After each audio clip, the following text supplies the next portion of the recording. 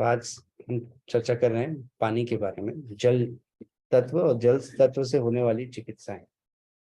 सबसे ज्यादा wide range of treatment जल तत्व से होता है और जल तत्व से चिकित्सा सरल भी है और सर्वश्रेष्ठ भी है।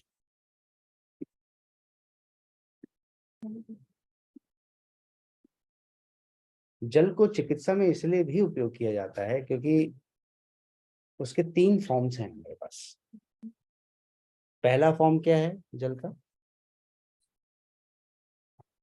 पहला फॉर्म है लिक्विड, पानी, तरलता। दूसरा फॉर्म है भाप, गैस। और तीसरा फॉर्म है आइस, सॉलिड। और पानी की विशेषता क्या है? It is universal solvent. ये हमारी बॉडी में वो पहुंचा देगी जो हमें चाहिए। उसमें ठंडक पहुंचानी है तो ठंडक पहुंचा देगी, गर्माहट पहुंचानी है तो गर्माहट पहुंचा देगी। किसी व्यक्ति को बहुत ठंड लग रही है तो वो गर्म पानी पिला दो, और किसी व्यक्ति को बहुत गर्मी लग रही है तो वो ठंडा पानी पीता ही है बाय डिफॉल्ट। वो आकर के फ्रिज का पानी गट गट गट गट करके पी जाता है। तो पानी क्या कर रही है आपके शरीर में? आपकी रिक्वायरमेंट के हिसाब से वो अपने आप को ढाल ले रही है। इसलिए उसको यूनिवर्सल सॉल्वेंट बोला जाता है, क्योंकि वो जिसके साथ जाएगी उसके साथ अपना रंग रूप के अनुरूप वो रह जाएगी। पानी चाहे भोजन बनाने के लिए उपयोग करें, ठीक है, पानी या उपचार के लिए उपयोग करें। तो इसलिए जल के जो टेम्परेचर्स हैं वो ट्रीटमेंट में यूज होते हैं। अब क्या टेम्परेचर यूज होते हैं? तो टेम्परेचर यूज होता है very cold, that is ice grade temperature.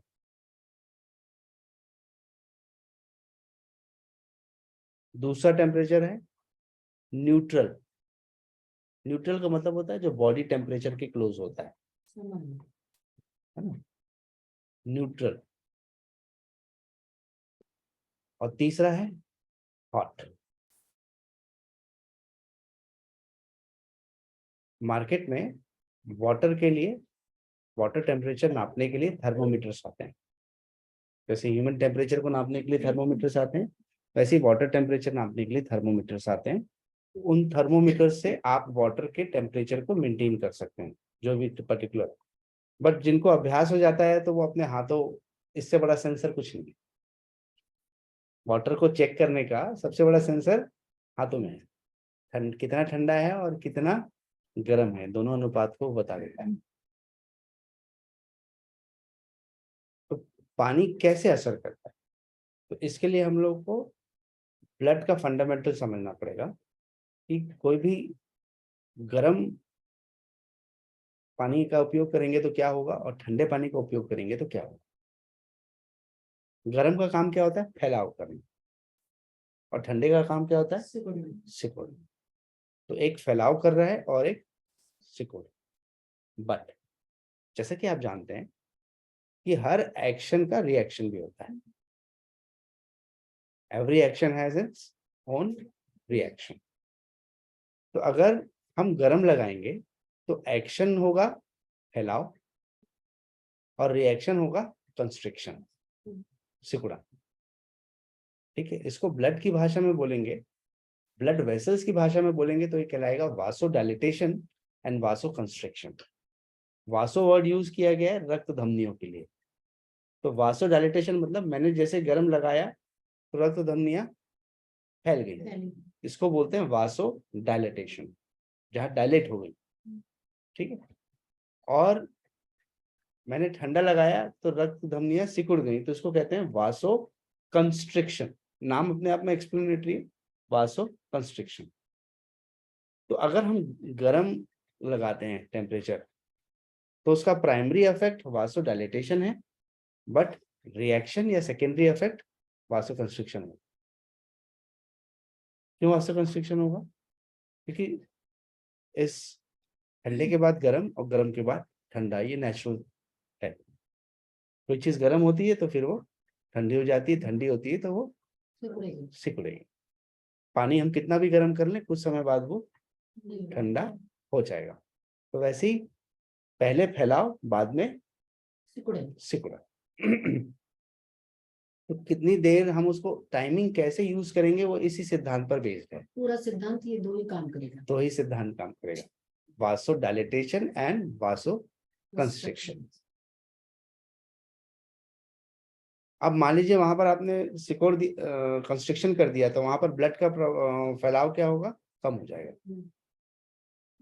अब यहाँ पर एक छोटी सी चीज अच्छे से समझते हैं कि मान लीजिए हमें बोला गया कि किसी व्यक्ति को स्प्रेन हो जाए, मोच हो जाए, तो हमें उसमें बर्फ लगाना चाहिए। इमिडिएट हुआ तो बर्फ क्यों लगाना चाहिए, बर्फ लगाने से तो वहां पर रक्त का प्रवाह और कम हो जाएगा। तो फिर बर्फ लगाने से फायदा कैसे हो सकता है, क्यों लगाते हैं बर्फ? हाँ, शॉर्ट ड्यूरेशन ऑफ एप्लीकेशन के बाद तुरंत चेंज होगा वासो डायलेटेशन। जब लगाएंगे तो वो दर्द है स्प्रेन में, तो वो उसको शून्य कर देगा, वहां की नर्व को। आपने देखा ना, अगर ज्यादा देर बर्फ पकड़े तो हाथ शून्य हो जाता है, सफेद हो जाता है। तो पहला पर्पस है कि पेन को हटाने के लिए वहां की नस को, जैसे डॉक्टर कोई दांत का ऑपरेशन करना है तो वो क्या करता है, शून्य करता है, ताकि आपको वो जगह फील ना हो। तो वैसे ही आइस क्या कर सकता है, वो शून्य कर देता है। तो कुछ देर के लिए पेन कम करना है, अगर हमको 5-7 मिनट के लिए एक्यूट पेन कम करना है, तो हम उसको शून्य कर देते हैं। शून्य करके जैसे ही हटाते हैं, हमारा दूसरा इफेक्ट चालू हो जाता है। दूसरा इफेक्ट क्या, अब वहां तेजी से रक्त का प्रवाह आने लगता है, तो वहां हीलिंग की प्रोसेस बढ़ जाती है। तो पहले इफेक्ट में दर्द हटाने की कोशिश करते हैं, और दूसरे इफेक्ट में वहां पर हीलिंग की प्रक्रिया शुरू हो सके, इसलिए वहां पर अब तेजी से ब्लड, क्योंकि जहां पर रोक के रखा था, जैसे ट्रैफिक आपने यहाँ पर रोक दिया, तो पीछे क्या हुआ, और जैसे ही ट्रैफिक खोला पूरा एक साथ फ्लो में सब खाली हो जाएगा, राइट। तो उसी तरह से वहां पर रक्त का प्रवाह तेजी से बढ़ जाता है और वहां पर हीलिंग की प्रक्रिया होती है। इसलिए जब कोई किसी को स्प्रेन हो जाता है तो हम बोलते हैं हर 3-4 घंटे में बर्फ लगाते रहिए, हर 3-4 घंटे में। गरम थैली नहीं सेकनी, हाँ, लोग ऐसा करते स्प्रेन हैं। स्प्रेन। कितनी देर, ज्यादा देर मत करो, ज्यादा देर करोगे तो वहां की नर्व डैमेज हो जाएगी। इसलिए जब आप लोग ठंड, श्रीनगर, कश्मीर ऐसी जगह में जाते हैं, तो वहां पर आप लोगों को स्पेशल बूट्स दिए जाते हैं आइस पर चलने के लिए।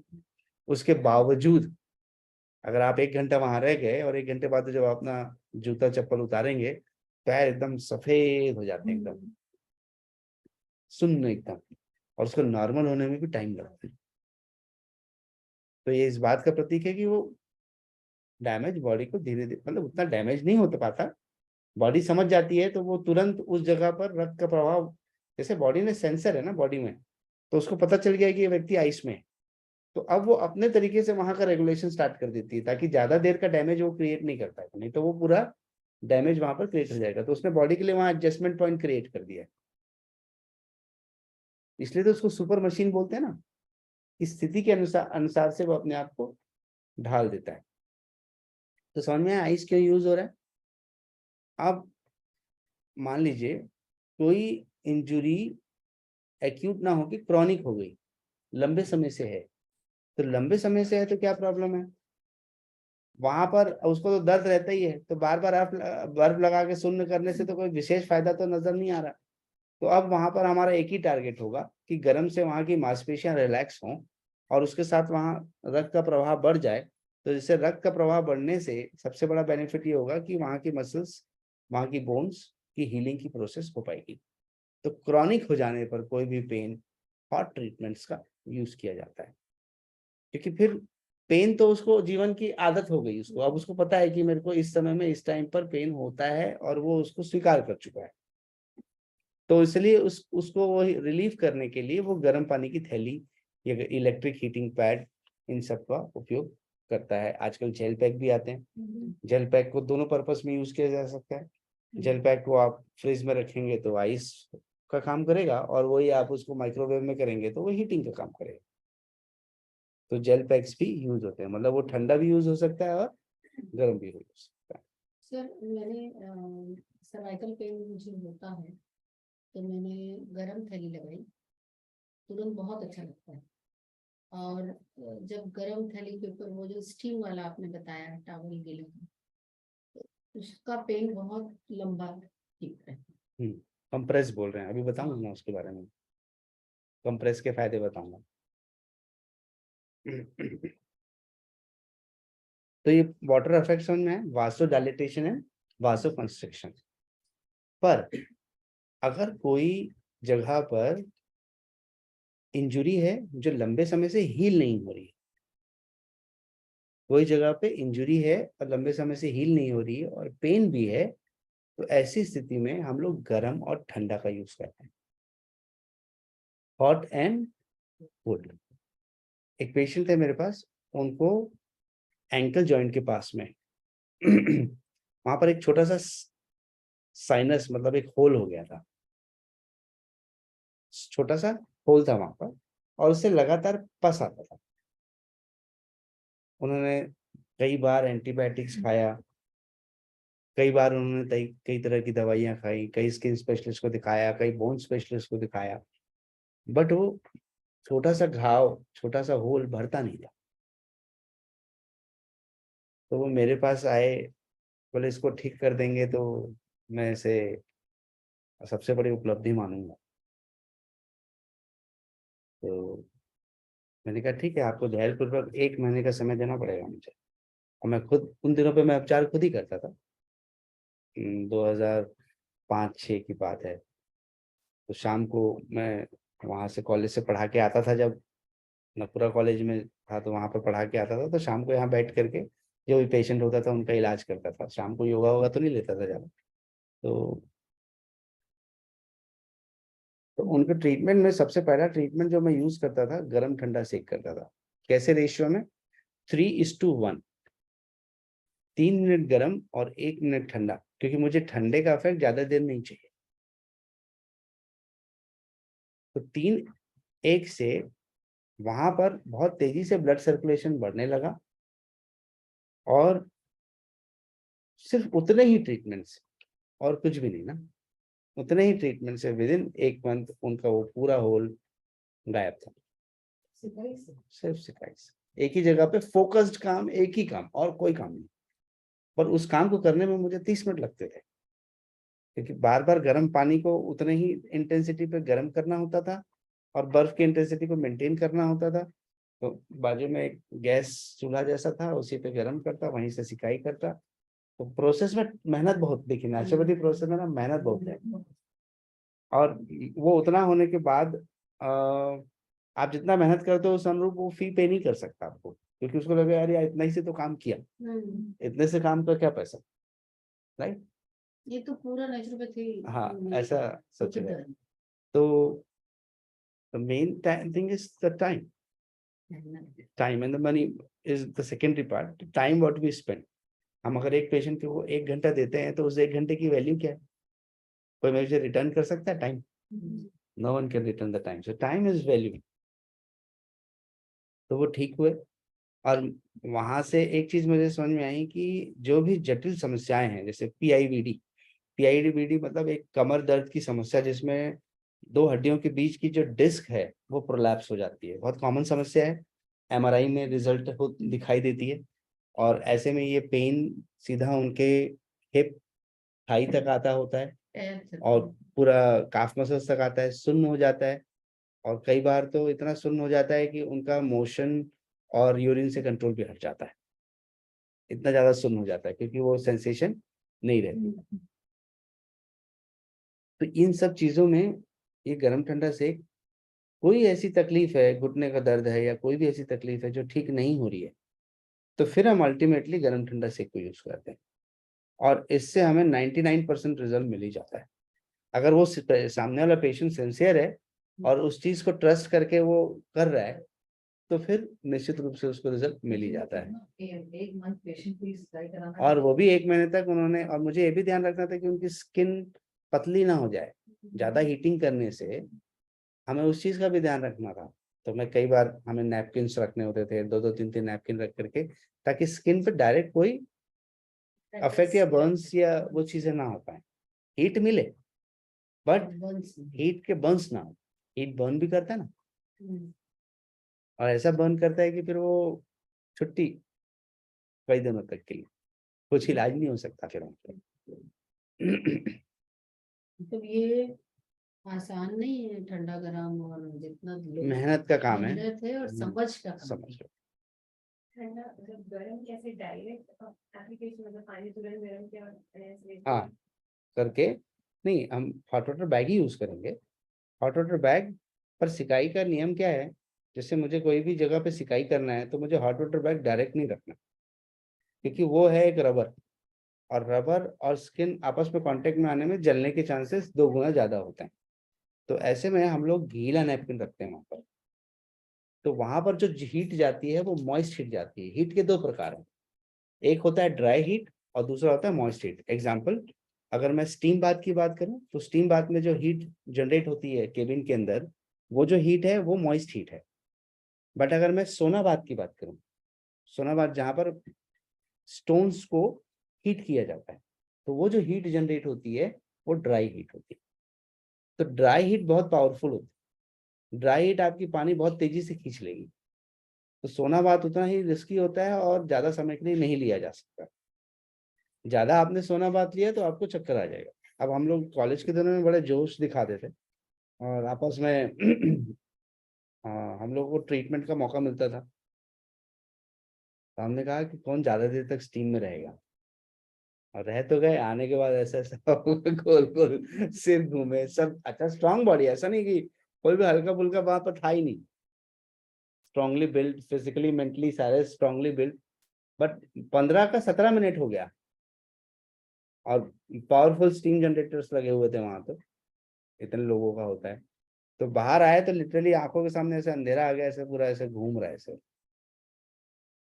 तो फिर ये समझ में आया कि ज्यादा देर नहीं लेना है, इसलिए हम पेशेंट को भी मना करते हैं, ज्यादा देर ले तो लोगे उस समय तो सहन हो जाएगा। अच्छा अंदर बैठे तो कोई पता नहीं चल रहा था, पर बाहर आए उसके बाद फिर गिडीनेस और फिर दिन भर वीकनेस, क्योंकि वो सडन हाइपोवोलेमिया हो गया। तो इसलिए हम यहाँ लोगों को बोलते हैं ये मत सोचो कि हमें टाइम बचाना है इसलिए आपको स्टीम से रोक रहे हैं, हमें उससे कोई प्रॉब्लम नहीं है। आप लोग क्या होता है ना, डिफरेंस किस चीज में कर लेते हो, घरों में जो जैगवार वगैरह के स्टीम्स लगते हैं वो सॉफ्ट स्टीम पैदा करते हैं। उसमें आप आधे घंटे भी बैठोगे ना तो आपको पता नहीं चलेगा। वो बनाए ही ऐसे गए हैं, घरों के स्टीम अलग बनते हैं। पहले लेडीज सेक्शन में मैंने जैगवार का स्टीम लगवाया था, उसका कॉस्ट था अराउंड 1 लाख के आसपास का।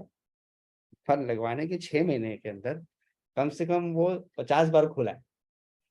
हर बार खुल जाता था वो, क्योंकि वो आए दिन कुछ ना कुछ उसमें प्रॉब्लम होती थी। तो जो सर्विस वहां से आता था वो इतना फ्रस्ट्रेट हो गया, और मैंने कंपनी को लेकर भाई 6 महीने में अगर मुझे 50 बार मशीन खोलनी है तो मैं पेशेंट को कितने बार बोलूंगा कि आज मशीन ठीक नहीं है, कल देंगे इलाज। तो ऐसा कैसे चलेगा, ऐसे तो नहीं चल सकता ना। तो फिर उन्होंने बोला नहीं हमारी मशीन खराब है, हम टोटल मशीन रिप्लेसमेंट करेंगे आपका। मैंने कंप्लेंट डाली थी उसमें, तो उन्होंने मुझे नई की नई मशीन दोबारा दी और उस पुरानी मशीन को ले गए। पर इस बार मैंने उस नई मशीन को नहीं लगवाया, लिया जरूर। मेरे एक मित्र हैं यहाँ पर, यहाँ के संता कॉलोनी के पार्षद हैं अमर बंसल जी। उनके छोटे भाई बजरंग बंसल, तो मेरे मित्र हैं। तो वो अपना घर बना रहे थे, बोले यार मुझे अच्छा ना तो बोले ये ले लो और वहां लगा लो। आपके घर के लिए ये बेस्ट है। It was not the cost, मुझे उसके मतलब नहीं था। फिर मैंने प्रोफेशनल स्टीम जनरेटर्स लगाने शुरू किए। उसकी हीट बहुत हाई होती है, 6 किलोवाट का है, तो उसका एनर्जी कंजप्शन कितना हाई है, वो कितना, एक स्टीम इतनी एनर्जी कंज्यूम करता है कि हमारा मैक्सिमम बिजली बिल सिर्फ उस स्टीम और वाटर कंटेंट के कारण से होता है। तो स्टीम उतना ही पावरफुल है, but do not take for longer duration just because you feeling good, because बाद में वो तकलीफ देगा। मुझे ठंड में अच्छा लगता है स्टीम में। हाँ तो ठंड में हम 12 13 14 मिनट तक बोलते हैं, बट उसके बियॉन्ड मत जाइए। अच्छा आप कभी मालिश के साथ स्टीम लेते हो तो ज्यादा देर सुहा जाता है, आप बिना मालिश के कभी स्टीम लेके देखना। आप 9 10 मिनट, हाँ इसलिए मालिश के बाद स्टीम लोगे तो वो 10 8 9 मिनट के बाद 13 14 मिनट तक वो सुहा जाएगा। पर आपने बिना मालिश के, अगर बिना ऑयल एप्लीकेशन के अगर आपने स्टीम ले रहे हो तो 8 9 मिनट में आप बाहर आ जाओगे। एक्सपीरियंस से बोल रहा हूँ कि वो 8 और 9 मिनट के बाद आपकी बॉडी फील ही नहीं करेगी, वो रहने की इच्छा नहीं होगी, वो अंदर से आवाज आएगी जा बाहर जा, गो आउट। और ऑयल के साथ में अच्छा ऑयल के साथ ज्यादा देर रह पाओगे। उससे तो हमारी बॉडी के पोर्स भी खुलते हैं ऑयल के साथ यस खुलते हैं, but you need to exactly massage your body during that phase also, so that कि आपके स्टीम जैसे ही पड़ रही है। Yes exactly, we have to that, करना चाहिए। बट बेसिकली स्टीम एक लीजर प्रोडक्ट माना जाता है, वेलनेस इंडस्ट्री का प्रोडक्ट माना जाता है, तो वहां पर उसको आराम से बैठने के लिए और अच्छा फील करने के लिए कहा गया था। कौन ये सब मेहनत करेगा? तो खुद भी बैठ के अंदर हम लोग हाँ yes we can we should do it, हम तो करते ही। स्टीम में गए तो पूरे बॉडी का घर्षण होना चाहिए, तब तो फायदा होगा, हीट का डिस्ट्रीब्यूशन होना चाहिए ना। और स्टीम का बर्न भी बहुत वो है कि वो एक बार बर्न होता है 15 दिन हील नहीं होता वो, तो इसलिए हम लोग बोलते हैं उसके किनारे मत बैठना, थोड़ा दूर बैठना, इधर गेट के पास बैठना, उधर जाके अगर थोड़ा सा भी पैर चिपका गया आपका तो पैसा करके फफूला बनेगा वो। तो हम कोशिश करते हैं किसी को ये चीज ना हो कभी भी।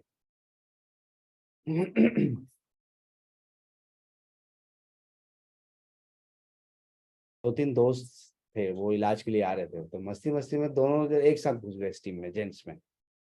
तो ज्यादा पास बैठ गए तो जोश में उन्होंने हमको मना भी किया स्टाफ ने कि आप सर अभी वो बैठे हुए हैं, आप मत जाइए, पर चाहेंगे तो प्रॉब्लम होगी। बोले नहीं नहीं यार कुछ नहीं था, हम दोनों तो दोस्ती है करके उसके बाद वो उधर जाके बैठ गए, क्योंकि उनका दोस्त पहले से इधर किनारे, तो उधर गए बैठे, थोड़ी देर बाद ऐसा किया उन्होंने।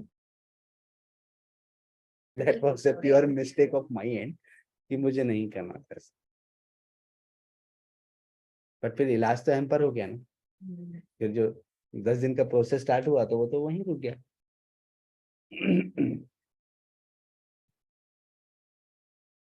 तो understood the properties of water, vasoconstriction, vasodilatation, vasodilatation, vasoconstriction. अब हम लोग पानी के टेम्परेचर के हिसाब से इलाज कर सकते हैं। सब टेम्परेचर्स हैं कोल्ड एंड हॉट, और न्यूट्रल टेम्परेचर यूज होता है ऐसे लोगों के लिए जो वीक हैं, ओल्ड एज के पेशेंट्स हैं और डेबिलिटेड हैं, जो ना ठंडा सहन कर सकते हैं और ना गर्म सहन कर सकते हैं। तो weak patients, immunocompromise patients, old age, debilitated patients, इनके लिए ठंडा भी बहुत तकलीफ देगा और गर्म भी तकलीफ देगा, तो इसलिए हम लोग इनके लिए न्यूट्रल यूज करते हैं। बाकी किसी भी व्यक्ति के लिए हम गर्म या ठंडे का उपयोग कर सकते हैं। जैसे न्यूट्रल में ठंडे की तरफ भी न्यूट्रल और गर्म के साइड भी न्यूट्रल हाँ वो तो बॉडी टेम्परेचर को मिला देंगे ना, उसको बहुत ठंडा रखेंगे, कुनकुना जिसको हम बोलते हैं, हाँ। उस कुनकुने में मेंटेन करेंगे उसको। और बहुत ठंडे की जगह थोड़ा उससे तो अगर ऐसा देखें तो पानी के माध्यम से कैसे हम लोग बॉडी में क्लीन कर सकते, तो कुछ एपरेटस बताए गए, जो एपरेटस का काम क्या है, वाटर को होल्ड करके रखना, पानी को एक निश्चित स्थान पर होल्ड करके रखना। फॉर एन एग्जाम्पल, सबसे best treatment throughout the world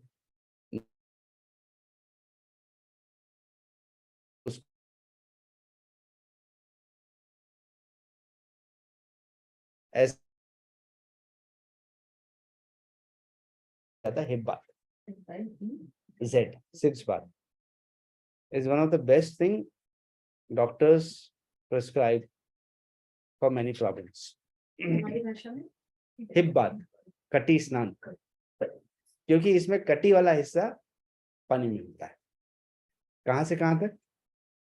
नाभि के थोड़ा ऊपर से लेकर के थाई के थोड़ा ऊपर तक, मतलब घुटने के थोड़ा ऊपर तक का उतना हिस्सा पानी में जाता है, क्योंकि हमारा मेजर जो ऑर्गन्स प्लेसमेंट है बॉडी में वो उसी कटी वाले हिस्से में ही है।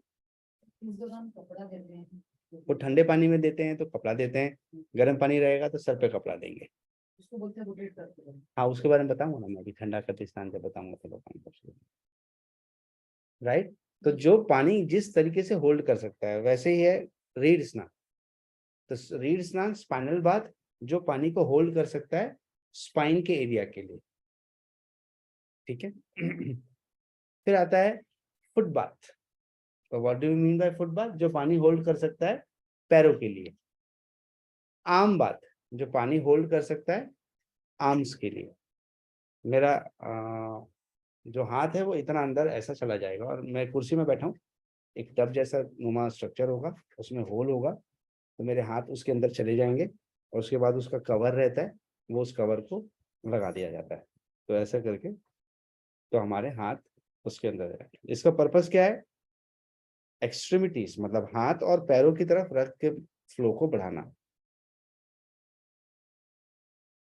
तो जहां भी हमें चेंजेस करने हैं उस स्थान के हिसाब से मॉड्यूल बताया गया। ठीक, अब इसके अगर हमें पूरे बॉडी को रखना है तो बाथ टब यूज होता है, जिसको हम लोग बोलते हैं इमर्शन बाथ टब। अगर मुझे अब इमर्शन टब में क्या मैं गर्दन को भी पानी में डाल दूंगा? नहीं ना, इतना ऊपर रखूंगा। तो इसलिए इमर्शन टब में हम पूरे बॉडी को सोक कर सकते हैं। तो hip bath, spinal bath, foot bath, arm bath, immersion bath, right. अब इसके एडवांसमेंट्स क्या हो सकते हैं? इसके एडवांसमेंट्स ये हो सकते हैं कि जो हिप बात है, मैं जिस हिप बात में बैठा हुआ हूँ, तो हिप बात एक चेयर जैसा स्ट्रक्चर है समझ लो। तो मुझे चेयर जैसे स्ट्रक्चर में बैठना है, पर वो गहरा है जो हमको यहाँ देखने को मिलेगा। तो वो गहरा है और मुझे टिक के बैठना है। तो पीछे में ही जहाँ मैं टिका हुआ हूँ वहां पर छोटे छोटे पाइप परफोरेशन होते हैं। कैसे? जैसे अपन फव्वारे में लगाते हैं, तो वैसे ही यहाँ से लेकर वहां तक के पाइप परफोरेशन रहते हैं। तो उसका दो काम कर रहा होता है, एक तरफ तो मैं बैठा हुआ हूँ, एक तरफ नीचे से भी पानी आ रहा है और पीछे से भी पानी आ रहा है। तो उसका पर्पस है कि ये सिर्फ एडवांसमेंट के लिए किया गया है। बेसिकली मैं इसका यूज मोर टुवर्ड्स वेलनेस मानता हूँ। जैसे स्पाइन है, तो स्पाइनल बाथ में क्या है, मैंने टब में पानी डाल दिया, उसको लेटा दिया और उसके बाद में वाटर टेम्परेचर को रेगुलेट करना। बट वैसे ही स्पाइनल स्प्रे होता है। स्प्रे में क्या होगा? स्प्रे में एक पाइप होगी, उसमें परफोरेशंस रहेंगे, नीचे पंप लगा रहेगा। जैसे ही पंप चालू करूंगा, जैसे स्पा से पानी आता है, शावर से पानी आता है, वैसे ही वो उस स्थान पर पड़ेगा। तो that is called as version, spinal spray version. तो उसमें क्या हो रहा है, वही चीज प्रेशर से स्प्रे कर रही है। और उसको फायदा ज्यादा है वाइब्रेशन वाले से। नॉट नेसेसरली, बट देखिए मैं आपको चीज एक चीज समझाना चाहता हूँ कि नेचुरोपैथी में विविधता लाने के लिए, और लोगों को लग रहा है यार वही वही पानी में तो कराज बैठा देते हैं, उसके लिए ये नई नई चीजों को इंट्रोड्यूस किया गया। अफेक्ट तो वाटर का ही है। अब वाटर को आप उसमें लिटा के रखो या आप प्रेशर में मारो। स्पा कंसेप्ट में यूज किया गया। स्पा का मतलब क्या होता है? स्पा का मतलब होता है फाउंटेन, झरना। तो स्पा वर्ड का मतलब क्या होता है? स्पा वर्ड का मतलब होता है झरना, फाउंटेन। तो हम लोग कैंप पे जाते थे, कैंपिंग करते थे, तो 18-20 किलोमीटर की कैंपिंग करने के बाद जब रात में टारगेट एरिया में पहुंचते थे शाम को, तो ऐसी जगह जाते थे जहाँ झरना है, वाटरफॉल है। तो उसके नीचे नहाने के बाद 15-20 मिनट, तो मिनरलाइज वाटर होता है बेसिकली, तो उसके नीचे 15-20 मिनट नहाने के बाद बॉडी की पूरी थकान गायब। तो थकान गायब, उसके बाद रात में बैठ करके कैंप फायर पर आग जला रहे हैं, जो भी एक्टिविटीज है वो सब खा रहे हैं, कर रहे हैं, खुद बना रहे हैं, खुद खा रहे हैं। तो वो एक कैंपिंग, तो वो स्पा क्या करता है? रिलैक्सेशन क्रिएट करता है। वैसे ही ये नेचुरोपैथी की ट्रीटमेंट्स हमारी बॉडी में ओवरऑल रिलैक्सेशन क्रिएट करते हैं। तो इसलिए उसके मॉडल चेंजेस आए। बट जस्ट क्यों आए वैसे चेंजेस? ताकि विविधता दिखाई जा सके। नहीं तो बोले यार वही कटिस पानी में बैठाने का पैसा क्यों लेते हैं, और हम भी देते हैं। वाह, पानी में बैठने का क्या पैसा? पैरों गर्म पानी में डाल दिया, उसको क्या पैसा लगी भाई? और उसको साइकोलॉजी भी होता है कि जो दूसरा प्रेशर से दिया उससे ज्यादा अच्छा ठीक हुआ। हाँ, ये भी होता है उसमें। तो वो गांव में जब डॉक्टर रहता है ना, सुई नहीं लगाया तो डॉक्टर ठीक नहीं है। अब डॉक्टर भले डिस्टिल वाटर का इंजेक्शन लगाता है, और उसकी खुशी के लिए लगा देता है। अच्छा, कई डॉक्टर तो डिमांड लेके आते हैं, डॉक्टर ड्रिप चढ़ा देना, कमजोरी लगाते एकदम भोले भाले। तो लोग वैसे ही करते हैं, तो लोग सूजी लगाई पड़ी तते बने हो गए, जैसे बोलते हैं। हाँ, एकदम भोले भाले, एकदम सामान्य से। तो लेकिन डॉक्टर ने आज तक यार तू लगाई दे, ड्रिप लगा दे, मतलब बहुत कमजोरी लगा दे। अब और डॉक्टर बोल रहे हैं ना कि injection नींबू पानी पी ले। के बाद अच्छा फील करता है। अच्छा फील। फिर भी नहीं लगता, बॉटल चढ़ा दे। बॉटल चढ़ा के गया है तो बड़ा अच्छा फील करता है, 4 लोग बताता है आज बॉटल चढ़वाया हूँ, हाँ, ठीक अच्छा लगा लगे से। से। मेरी भाई ऐसी है, बॉटल चढ़ा के आई बाहर भी। छत्तीस बड़ा अच्छा डॉक्टर गई तो पेशेंट का। तो वैसे ही इन चीजों में ना प्लेसिबो इफेक्ट्स मोर होते हैं, इसलिए विविधता लाई गई। तो एक तो apparatus बेस्ड ट्रीटमेंट हो गया। अब वाटर को हम कैसे होल्ड कर सकते हैं, तो उसके लिए हम लोग बैग्स यूज कर सकते हैं, जैसे बॉटल्स यूज कर सकते हैं। तो हॉट वाटर को होल्ड करने के लिए वाटर है, और आइस को होल्ड करने के लिए आइस बैग्स आते हैं। तो गर्म पानी को होल्ड करने के लिए हॉट वाटर बैग्स, आइस को होल्ड करने के लिए आइस बैग्स। क्योंकि हम बहुत देर तक अगर आइस को ऐसे खुला रखेंगे तो वो तो पिघल जाएंगे, ज्यादा देर होल्ड नहीं कर पाएंगे। तो इन अपैरेटस मतलब इन बैग्स का फायदा ये है कि वो पानी को ज्यादा देर तक गर्म रख पाते हैं, प्लस आइस को ज्यादा देर तक कूल रख पाते हैं। तो हम इसको भी यूज कर सकते हैं। इसको बोलते हैं फर्मेंटेशन। सिकाई को क्या बोलते हैं मेडिकल भाषा में? फर्मेंटेशन। फर्मेंटेशन नहीं है, ये फर्मेंटेशन है। नहीं नहीं नहीं, वो फर्मेंटेशन है, FOMENTATION,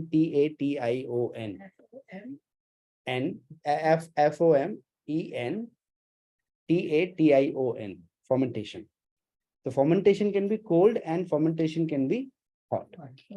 ठीक है। अब आता है सिद्धांत कंप्रेस का, जिसके बारे में आप बोल रहे थे, जो ज्यादा इफेक्टिव होता है। तो ये कंप्रेस तो आप लोगों को जब बुखार होता है तो क्या करते हो आप लोग? सर पे क्या लगाते हो? कैसी पट्टी लगाते हो? गर्म क्यों नहीं लगाते? तो इसलिए ठंडी लगा रहे हो ना। तो ठीक विपरीत एक्शन चाहिए, इसलिए ऐसा कर रहे हो। बट ठंडा लगाने के कुछ देर बाद क्या होगा?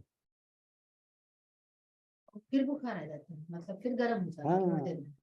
तो इसका मतलब गर्म लगाएं क्या? नहीं, क्योंकि सर का रूल है, सर पे ठंडा ही लग सकता है, सर पे गर्म लग नहीं सकता। और जो लोग गर्म पानी से नहाते हैं, सर में गर्म पानी का डाल के नहाते हैं, उनकी नर्व्स जो हैं वो धीरे धीरे नॉन फंक्शनल हो जाती हैं, सुपरफिशियल नर्व्स, और वही वीकनेस और कंफ्यूजन की स्टेट। आज ही पेपर में पढ़ रहा था मैं, उसका नाम है vanilla fox, yes, social media influencer हैं, 1.5 लाख से ज्यादा फॉलोअर हैं। अभी इन दिनों एक बीमारी से जूझ रही है कि उनका हाथ पर काम नहीं कर रहा है, बहुत ज्यादा 14-15 घंटे मोबाइल के साथ टाइम स्पेंड करना, रील्स से लेकर के सारी चीजों को बनाना, क्योंकि they earn lot money out of that, right? Instagram बहुत पैसे देती है इन्फ्लुएंसर्स को। तो she was earning more than $15,000 और समथिंग उससे। Now she is utterly in chair. क्यों? स्टेट ऑफ कंफ्यूजन रहने लगा दिमाग में, और दिमाग में स्टेट कंफ्यूजन रहने के साथ साथ वो देख कुछ रही होती थी, समझ कुछ रही होती थी, सुन कुछ रही होती थी, समझ कुछ और रही होती थी। Total state of mental transformation है। आज ही के पेपर का अभी न्यूज है।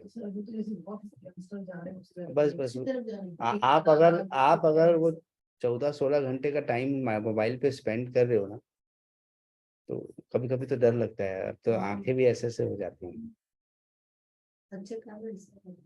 ये बड़े भी कर रहे हैं, हम लोग भी कर रहे हैं। अर्निंग मिल रही है उससे, बैठे बैठे घर में अर्निंग मिल रही है, पर अब वो करेंगे क्या? कुछ काम करेंगे। आरती, हरी भूमि पेपर लाइएगा एक में। लॉकडाउन में तो बहुत लोगों ने ये काम शुरू कर दिया, घर बैठे बैठे अपनी दिनचर्या दिखा रहे हैं।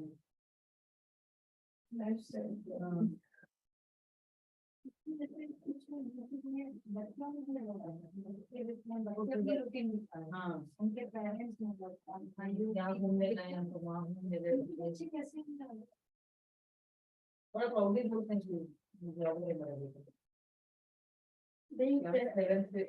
अभी जो भी आप घर में कर रहे हैं वो सब देखो। हाँ वो दिखाओ, पहले ऐसा नहीं था ना। मैं क्या खा रहा हूँ ये भी दिखाओ, बच्चे दिखा रहे हैं ना, बच्चे अपना बना रहे हैं, बच्चे कर रहे हैं। अरे केक काट रहा है छोटे बच्चे का, तो जब तक फोटो नहीं खींच रहे, अरे ठीक से आया नहीं फिर उसको काटो। अरे क्या करें,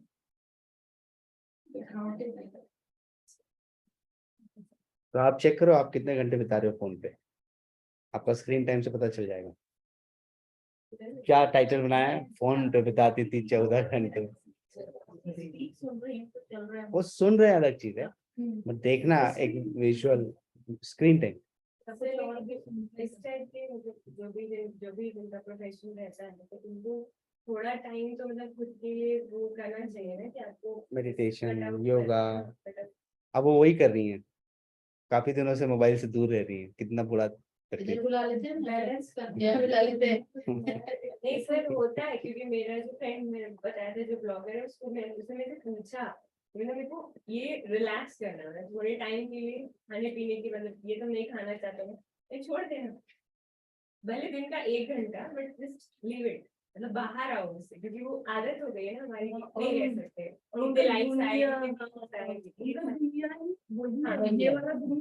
ग्रुप में भी डाल दीजिए ताकि सबके पास वो आर्टिकल बना रहे।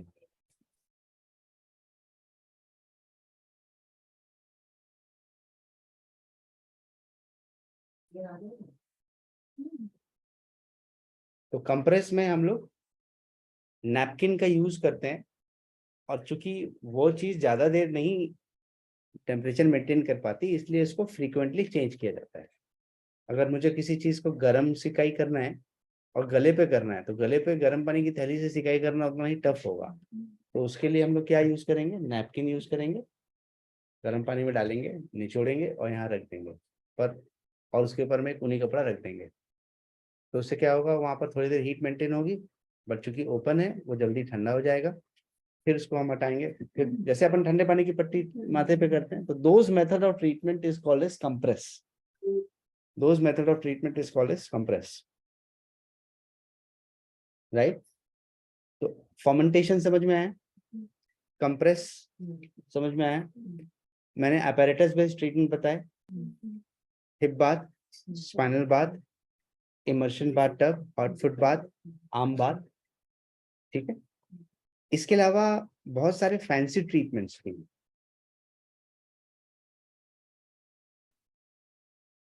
वर्लपूल मतलब आप अंदर जाओगे तो पानी ऐसा घूमेगा, जैसे भंवर आता है ना, उस तरह से रहेगा। जाकुजी, वो भी सेम कंसेप्ट है।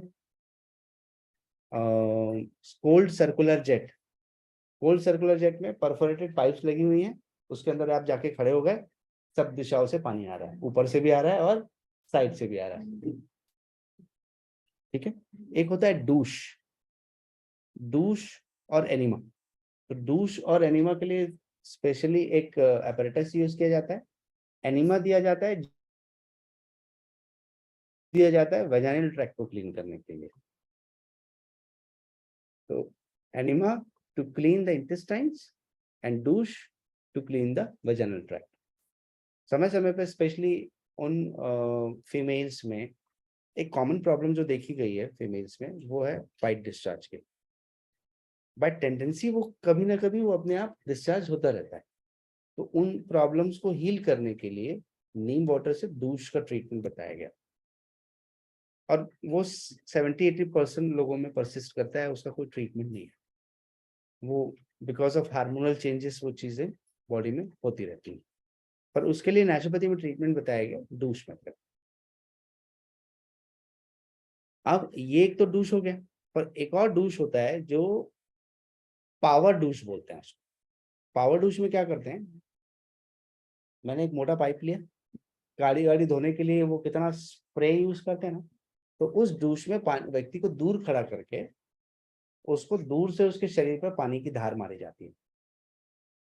अगेन कहां पर, सिर्फ पीठ के हिस्से, वो भी स्पाइन पर लाइन नहीं मारते उसको, दोनों साइड में पैरों में। तो जितनी धार पड़ती है तो वो एक फास्ट रिलैक्सेशन के लिए काम करती है, रिलैक्सेशन क्रिएट करती है। राइट।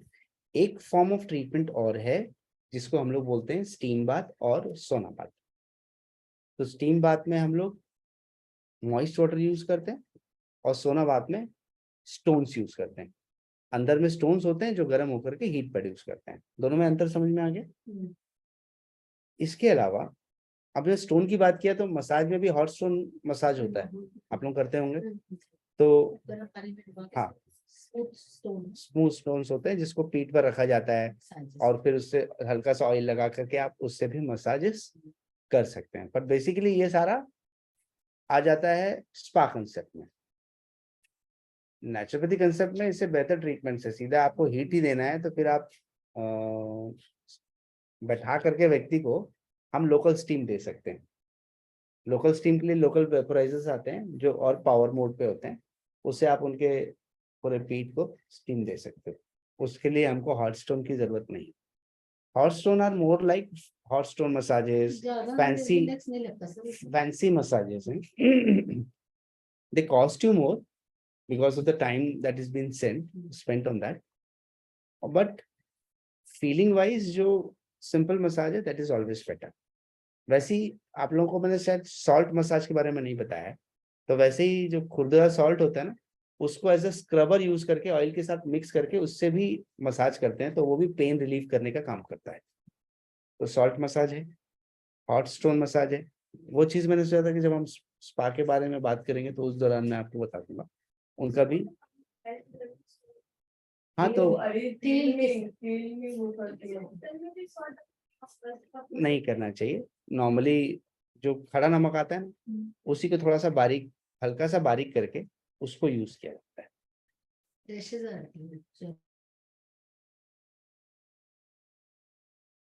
ऑयल में अच्छा डुबा के रखना पड़ता है उसको, और कई लोगों की स्किन अगर सेंसिटिव है तो सॉल्ट मसाज अगेन पता चला उनको पूरा रैशेस आ गया। तो इसलिए मेरे पास स्पाइनल स्प्रे मेरे गांव में जो हॉस्पिटल बनाया है वहां पर रखा हुआ है, वहां आराम प्राप्त कर रहा है। इमर्शन बाथटब वहां पर आराम प्राप्त कर रहे हैं। वाइब्रो मसाजर वहां पर आराम प्राप्त कर रहा है। स्टीम केबल्स हैं वो वहां आराम प्राप्त कर रहे हैं। ऐसे बहुत सारी चीजें हैं जो मैंने यहाँ से लगाई तो सब थी, फिर देखा कि नहीं, अब सिंपल वाला नेचुरोपैथी करेंगे। जैसे योगा को सिंप्लीफाई कर दिया वैसी नेचुरोपैथी। नहीं तो योगा में इतने वेरिएशन इतने प्रकार के चीजें करवाया जाता था, तो मेरे को कभी कभी लगता था कि मैं योगा बोल के और क्या क्या कर रहा हूं। पर आई डोंट नो, लोगों को वही अच्छा लगता था, विविधता ही अच्छी लगती थी। सिंपल योगा में आप रोज वही सूर्य नमस्कार करने में क्या मजा आएगा। बट ग्रेजुअली एक ही चीज क्लैरिटी ऑफ माइंड है कि जिस चीज को हम रोज करते हैं, कंसिस्टेंसी से करते हैं, उसका इफेक्ट हमें तुरंत समझ में नहीं आता, पर वो बाद में समझ में आता है। जैसे अक्षय कुमार को समझ में नहीं आया चांदनी चौक ऑफ चाइना जो मूवी आई थी, उसको समझ में नहीं आया कि मैं रोज सब्जी काटता था, बोरा उठाता था, वो भी उसका कोई फर्क होता है करके। पर जब वो फाइनल युद्ध लड़ता है उस लड़ाई में, तो उसके वही मूवमेंट्स काम आते हैं। हाँ, तो मार्शल आर्ट्स जो सीखता है उसमें तो वो बहुत उससे उस मार्शल आर्ट में तो उस व्यक्ति से जीत ही नहीं सकता वो। फिर वो क्या एम्प्लॉय करता है, वो अपने दिमाग में रहा है कि मैं जो करता था, फिर वो उसने सारे वही एक्शंस को किया क्योंकि उसने सालों से उस एक्शन को किया था। तो उसकी बॉडी इतनी पावरफुली वो थी कि उसने बहुत अच्छे से फिर वो जीतता है उन सब चीजों के से। नहीं तो जो सामने वाला रहता है वो उतना ही अपोनेंट पावरफुल रहता है जो हर बार उसको हराता है, राइट। तो मुझे समझ में आया कि सूर्य नमस्कार भले उनको लगेगा अरे यार रोज रोज वही कर रहे हैं, ये क्या है, सर को और कुछ नहीं आता क्या, सूर्य नमस्कार ही आता है क्या, वो भी वही 1 2 3 4 5 6 7 8 9 10 11 12 बस समझ में आया यही उनके शरीर को, मन को बेहतर बना सकता है। धीरे धीरे उनको समझाने की कोशिश किया कि नहीं, आप इसको करके करते रहो, चाहे कुछ भी हो जाए करते रहो, बाकी कुछ और करो, पर ये जरूर ये सब। मतलब मैंने 2 चीजें दिमाग पे समझी कि जैसे योगा शुरू करो तो सॉफ्ट ब्रीदिंग से शुरू करो, ताकि दिन भर की जो थकान है, मेंटल स्ट्रेस है, डीप ब्रीदिंग लेने से वैसे ही थोड़ा सा माइंड स्लो डाउन हो जाएगा। स्लो डाउन होने के बाद सूर्य नमस्कार करा के आप बॉडी को और फ्री कर लो। फिर आपको जितने आसन कराने हैं उसके हिसाब से आप आसन करो। सिर्फ एक ये पूछना था, स्ट्रेचिंग और रेस्पिरेटरी सूक्ष्म मेडिटेशन ये सारा होना चाहिए रोज? नहीं, देखिए Like- मसल्स को अलग अलग दिन पर हम लोग थीम बना के काम करते हैं कि कभी स्ट्रेंथनिंग कराओ, कभी स्ट्रेचिंग करो, मौसम के हिसाब से भी जाते हैं। तो कभी स्ट्रेंथनिंग पे जाते हैं, कभी कोर पे जाते हैं, पेट पर जाते हैं, कभी पेट पर ही ज्यादा काम करते हैं, कभी हाथ पैरों पे ज्यादा काम करते हैं। मैं रोज ही हाथ पैरों पे काम करूंगा तो ज्यादा खिंचाव खिंचाव करूंगा तो फिर रबर बैंड खींचा रह जाएगा। तो समय समय पे मुझे उसको स्ट्रेंथ भी देना है, कॉन्ट्रैक्ट करके रखना है। मुझे मालूम है मजा स्ट्रेच में आएगा, बट मुझे उसको बैलेंस करने के लिए कॉन्ट्रैक्शंस करवाना पड़ेगा। भले कॉन्ट्रैक्शंस में कई बार दर्द भी होगा, तकलीफ भी होगी, बट फिर भी मुझे कॉन्ट्रैक्शंस कराना पड़ेगा, क्योंकि सिर्फ स्ट्रेच स्ट्रेच मोड पे बार बार अच्छा लगा सकता हूँ। मुझे अच्छा लगाने के लिए मुझे पता है कि मुझे क्या कराऊंगा तो लोगों को अच्छा लग सकता है, वो दिमाग में सेट है। बट सिर्फ उनको 2 दिन अच्छा फील कराने से ज्यादा जरूरी है कि उनके पूरे शरीर को स्वस्थ रखा जाए, वो ज्यादा इंपॉर्टेंट है। तो अच्छा फील कराने की टेक्निक्स तो यहाँ पर बैठी हुई है, ऐसा ऐसा ऐसा होगा। अब जैसे हमको कोई कैंप लेना हो, कहीं पर एक क्लास लेना है, तो हम उस ट्रिक को यूज करते हैं। जहाँ एक दिन की क्लास लेना हो तो उसी ट्रिक को यूज करते हैं। उस ट्रिक से वहां जो भी कर रहा होगा उसको बड़ा अच्छा। अब एक दिन में तो इतना ही अच्छा यही चीज हो सकती है। तो स्टीम सोना, इसके अलावा जो ऑप्शन आता है एनिमा और डूश भी बता दिया मैंने। इसके अलावा एक ऑप्शन जो आता है जिसको हम बोलते हैं पैक्स, पैक, PACK। पैक्स में पैक का फॉर्मूला बड़ा सुंदर है, इसको समझ जाएंगे तो पैक कहाँ लगाए जाते हैं, बॉडी के पार्ट के हिसाब से। चेस्ट में लगाया तो चेस्ट पैक, पेट में लगाया तो एब्डोमिनल पैक या पेट लपेट, हिंदी में बोले तो पेट लपेट। पैर में लगाया तो पैर लपेट, इंग्लिश में बोला तो लेग पैक, राइट। पर ये पैक काम कैसे करते हैं? तो पैक काम करते हैं 4 स्टेजेस में। इन स्टेजेस को समझ लीजिए।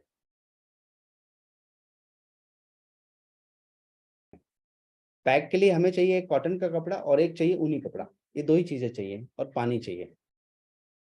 अब मैंने कॉटन का कपड़ा लिया, उसको नॉर्मल वाटर में, ना ठंडा ना गर्म, जहां मुझे ठंडा गर्म की जरूरत पड़ेगी बता दूंगा मैं आपको। मैंने नॉर्मल वाटर में उसको डुबाया, उसको अच्छे से स्क्वीज करके उसका वाटर ड्रेन आउट कर दिया, और उसके बाद मैंने उसको सपोज पेट पे बांध दिया, ठीक है। तो अभी ये कोल्ड लगाया मैंने, और उसके ऊपर से मैंने एक ऊनी कपड़ा बांध करके छोड़ दिया। अब देखने के दृष्टिकोण में लगेगा ये क्या प्रोसेस है, कोई दम नहीं है इसमें। एक तो गीला कपड़ा बांध दिया और ऊपर से एक ऊनी कपड़ा बांध दिया, क्या होगा इससे, क्या हो सकता है? तो समझ लीजिए इसमें 4 स्टेजेस हैं। पहला स्टेज क्या है? पहला स्टेज है कूलिंग स्टेज। जो हमने टेम्परेचर लगाया, पेट वाला जो किया। हाँ पेट पे लगाया, तो जो कपड़ा लगाया वो बॉडी के टेम्परेचर से ठंडा है, क्योंकि बॉडी का टेम्परेचर न्यूट्रल होता है, 98 के ऊपर जाएगा, ठीक है। तो 90 से 98 के बीच का टेम्परेचर न्यूट्रल है, 90 के नीचे कोल्ड है। तो मैंने लगाया नॉर्मल टेम्परेचर, मैंने न्यूट्रल नहीं लगाया। तो नॉर्मल टेम्परेचर मतलब बॉडी टेम्परेचर से कम था। तो पहला स्टेज बॉडी को क्या मिलेगी? ठंडक, थोड़ी सी ठंडी ज्यादा, थोड़ी सी ठंडक, बॉडी से थोड़ी ज्यादा। हल्का सा मीठा मीठा ठंडक। और ऊपर से मैंने क्या बांध रखा है? ऊनी कपड़ा। क्यों? मुझे हीट को लिबरेट नहीं देना, नहीं तो हवा उस कपड़े को सुखा देगा। मेंटेन करो। तो हवा उस कपड़े को ना सुखा पाए, इसलिए मैंने उसके ऊपर से एक वुलन डाल दिया। अब थोड़ी देर बाद बॉडी टेम्परेचर के कारण से वो कपड़ा जो ठंडा था वो बॉडी के टेम्परेचर के बराबर आ जाएगा, ठीक। बॉडी का गर्म कपड़ा ले लेगा। हाँ, बॉडी की गर्माहट कपड़ा लेगा, सुखाएगा तो सही उसको, पर उसकी हीट रिलीज नहीं हो पाएगी। तो अब क्या हुआ? दूसरा स्टेज आ गया जिसको बोलते हैं न्यूट्रल स्टेज, जहां बॉडी का टेम्परेचर और उस कपड़े का टेम्परेचर एक बराबर हो गया। पहले कपड़ा ठंडा था, अब बॉडी का टेम्परेचर और उस कपड़े का टेम्परेचर एक टेम्परेचर पे आ गया। अब थोड़ी देर बाद वो भी कपड़ा भी गर्म और बॉडी भी गर्म, तो गर्म नहीं करेगा। हाँ, उन्हीं हीट रोक के रख रहा है। तो अब आपकी हीट वहां से रिलीज नहीं हो पा रही है, तो अब वो कपड़ा और गर्म होगा। बॉडी से टेम्परेचर, उस हिस्से से टेम्परेचर हमेशा रिलीज हो रहा है, पर अब टेम्परेचर वहां का हीट निकल नहीं पाएगा, वहीं रुक रहा है, तो वो क्या करेगा, धीरे धीरे उस कपड़े को और गर्म कर देगा। तो अब वो कपड़ा क्या हो गया, हॉट। तो ये तीसरे स्टेज में पहुंच गया, हीटिंग स्टेज। ठीक। अब ज्यादा हीटिंग होगी तो बॉडी क्या करेगा, स्वेटिंग। जादू है तो। चौथा स्टेज क्या पहुंच गए हम लोग, स्वेटिंग स्टेज। तभी उसको निकालते हैं तो ऐसे पसीना पसीना लगता पसीना है। रहता है। तो स्वेट क्यों आया, नेचुरल है, आएगा ही। बॉडी तो उस कपड़े के साथ अपना गेम खेल रहा है, टाइम स्पेंड कर रहा है, ठंडा गर्म न्यूट्रल गरम, गरम हुआ तो अब स्वेट आया तो वो कपड़ा फिर क्या हो जाने वाला है, पूरा गीला होगा, फिर गीला होगा तो फिर ठंडा हो गया। फिर ठंडा हो गया। अरे वाह, पूरा साइकिल पूरा घूम जाएगा। बाप रे, कितना बड़ा वो है ये तो। और टोटल हम कितना देर रखते हैं इसको, 45 मिनट्स टू 1 आवर। और ये अपने में प्रोसेस चलता रहेगा, हमको अलग से बाहर से कुछ नहीं कुछ देना नहीं है। करना, कुछ नहीं करना। बॉडी की खूबसूरत प्रोसेस, टेम्परेचर जब अचीव करेगा तो वो नेक्स्ट स्टेज पैदा करेगा, नेक्स्ट स्टेज के बाद फिर नेक्स्ट स्टेज पैदा करेगा। आया समझ? बहुत बढ़िया। तो अभी हम लोग यही कर रहे थे। तो वही तो आप लगाए होंगे तो क्या लगा दिए, पट्टी पुट्टा कर दिए। क्या है, क्योंकि टाइम 45 मिनट से 1 आवर लगा और 20 मिनट्स लगाए आप लोग, तो 20 मिनट्स में कौन सी स्टेज में पहुंचेगा वो। आप जितने फास्ट है दो की जो है ना प्रैक्टिकल, नहीं, कोई भी फायदा तुरंत नहीं दिख, वो मैंने देखा वो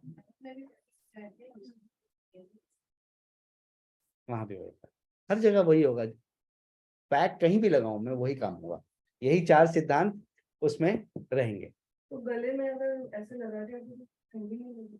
नहीं तो ऊनी कपड़ा लगेगा, हम उसके ऊपर रैप करेंगे ना ऊनी कपड़े से, कोई भी इतना जल्दी फर्क नहीं पड़ेगा क्योंकि बहुत जल्दी 20 मिनट में कुछ नहीं होगा। 20 मिनट में तो वो दूसरे पहले ऐसे दूसरे स्टेज में न्यूट्रल स्टेज में पहुंचेगा, तो न्यूट्रल स्टेज में तो कोई चेंज ही नहीं हुआ ना अभी तो एक अफेक्टिव चेंज होने के लिए इसको कितने देर रहना पड़ेगा, 45 मिनट्स टू 1 आवर, तब वो स्टेज बनेगा। या फिर मेरे को स्टेज का ड्यूरेशन कम करना है तो मेरे को पानी पहले से ही गर्म लगाना पड़ेगा। ठंडे पानी में हाँ मतलब 2 स्टेज माइनस करना पड़ेगा, और मुझे अगर प्रोसेस को और लेंथन करना है तो मुझे आइस कोल्ड वाटर लगा के डालना पड़ेगा। जो पहला वाला, हाँ जो पहले वाले को और लेंथन करना है तो मैं और ठंडे पानी के साथ स्टार्ट करूंगा, तो ठंडे से वो न्यूट्रल में आने में टाइम लगेगा, तो सब पूरा ड्यूरेशन बढ़ पूरा ड्यूरेशन बढ़ जाएगा। जादू है, जादू। तो मतलब हमको जितना ड्यूरेशन बढ़ाना है तो वो जादू है, जादू। जादू है सही। देखो इसीलिए टैलेंट में दिमाग नहीं गया, मेरा तो नहीं गया। कौन सी परिस्थिति में किसको, हाँ वो मैं बताऊंगा आपको कौन सी परिस्थिति में, अभी जब उनके बारे में बताना शुरू करूंगा तो बताऊंगा। पूरा साइंस है। इसके अलावा 2 पैक्स और होते हैं जिसमें हम लोग हॉट वाटर बैग और आइस बैग यूज करते हैं। इन पैक्स को कहा जाता है GH पैक, जिसका फुल फॉर्म है गैस्ट्रोहेपेटिक पैक और किडनी पैक। गैस्ट्रोहेपेटिक पैक का एक ही उद्देश्य है कि वो हमारे लिवर और स्टमक की तरफ ब्लड सर्कुलेशन बढ़ाए, और किडनी पैक का एक ही उद्देश्य है कि वो हमारे किडनी की तरफ ब्लड सर्कुलेशन बढ़ाए। कैसे करेंगे, इन दोनों का प्रोसेस एक दूसरे से ठीक उल्टा है, GH पैक का और किडनी पैक का ठीक उल्टा है। अब GH पैक में क्या करने वाले हैं गैस्ट्रोहेपेटिक पैक, जिनको एसिडिटी की प्रॉब्लम है, गैस की प्रॉब्लम है, उनके लिए वो यूज होगा।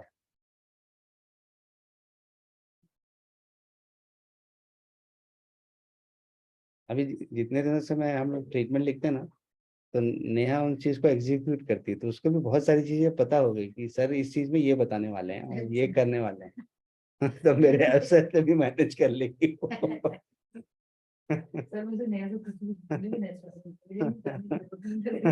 वो सब ऐसे ही हो जा रहा है। सुनते समझते बार बार सालों से वही चीज को सुनते हुए करते हुए सीख जाते, सब बात है। इनके सामने तो हम बुद्धू लगते हैं। एक्सपीरियंस वो इतना समझा के वो बता दिया लगता है कि से वो मतलब कोई इनको मतलब अच्छे से समझा नहीं है। मैं तो सीखने के बाद मेरे को नौकरी में रखना 2-4 मैं एप्लीकेशन दिमाग में ये समझना और प्रैक्टिकल करना बहुत फर्क है। वो जो पट्टी बांध रही थी मैं, तो मैं थोड़ा सा ऐसे करिए थोड़ी छोटे कर दी थी, ऐसे हो जाइए मैं जल्दी से।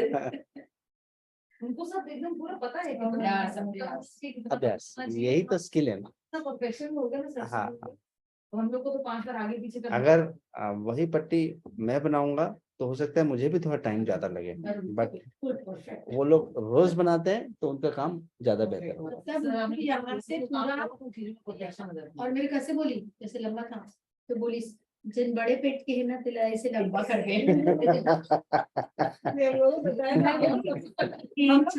देख के बना तो मेरे से छोटा बना तो एकदम प्यार से मेरे को समझाई दीदी जैसे बड़े पेट वाले है ना मोटी तगड़ी है तो ऐला लंबा कर ये कहा कि यहाँ तक पूरा आना चाहिए। मेरा थोड़ा छोटा था मेरे को समझाया कवर नहीं होगा उसमें। वो चीज बता दी। हाँ, तो इंसान देख के वो लोग मिट्टी पुट्टी बनाते हैं। पहले दिन के बाद उनका असेसमेंट हो जाता है, तो उसके बाद वो अगले दिन उसी के हिसाब से बनाते हैं। अच्छा देख लिए छोटी पड़ रही है तो तुरंत चेंज करके दूसरा भी बनाते हैं, फिर अगली बार बोले अच्छा ये है इनके लिए ऐसा बने। राइट, तो ये आपके लिए इंट्रोडक्शन था जिसको हम लोग एक एक ट्रीटमेंट को अब समझेंगे, जहाँ हिप बात, स्पाइनल बात कैसे दिया जाता है, क्या उसके प्रिकॉशंस हैं, क्या इंडिकेशंस हैं, ये सारी चीजों को हम लोग आने वाली क्लासेस में समझेंगे। नहीं अभी थ्योरी में समझाऊंगा, बाकी प्रैक्टिकल में तो आप लोग उसको एक्सपीरियंस करेंगे, लेंगे। ठीक है, मजा आया सर। तो आज का